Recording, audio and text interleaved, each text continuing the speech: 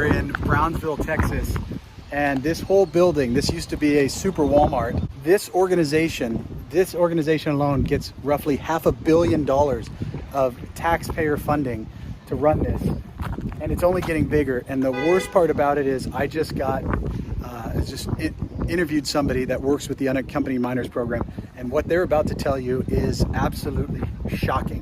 What initially happens, a category 1 would be an unaccompanied minor who's going to a sponsor that's mom or dad or primary caregiver, someone that had been a primary caregiver in home country. Prior, when President Trump was in office, and I think what has been ORR policies historically, And ORR is Office of Refugee Resettlement. What happens is when a child is going to a sponsor, we have to do background checks. We get an authorization of release of information from the sponsor, and then we have to do background checks on sponsor and whoever else is in the household. So sponsor has to disclose who's in the household, and we do background checks on everyone. Once the influx happened, there was a field guidance that came down from ORR that said we no longer had to do that. We no longer have to have a background check on household members, anyone that's in the household. I don't even need to know. I can't even ask who is in the household before I have their ID and do a background check on them. Now I can't even ask, we don't even ask who lives in the home where we are sending this child to. So that means that anyone can be in there. Any traffickers, pedophiles. Is what they're doing now putting more children at risk? Oh, absolutely.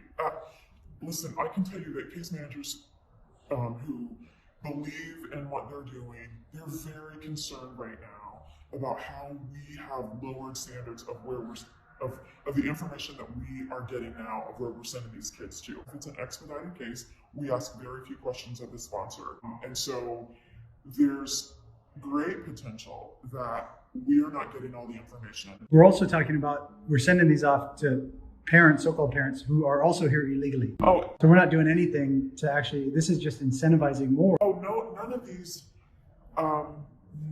of the sponsors that we have reunified in the program that I am in, none have been here illegally. None of the sponsors.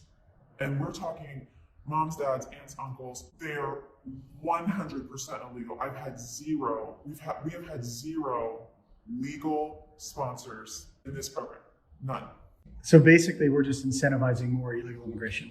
Exactly, because the illegal sponsors that are here know that that's an option to bring their children to them, that the U.S. government will do that for them.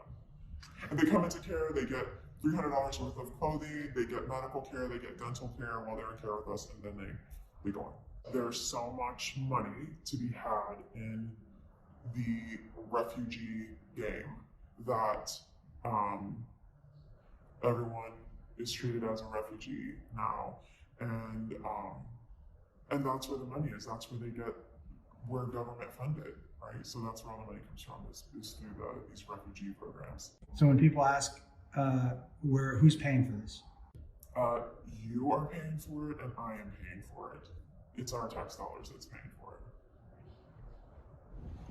These places have been completely corrupted, and what Joe Biden is doing now is simply allowing for more child trafficking, and these guys are all part of it at your expense. $500 million. And this is just one of the locations. They have locations all over the country. They're based in Austin, but they have locations all over the country.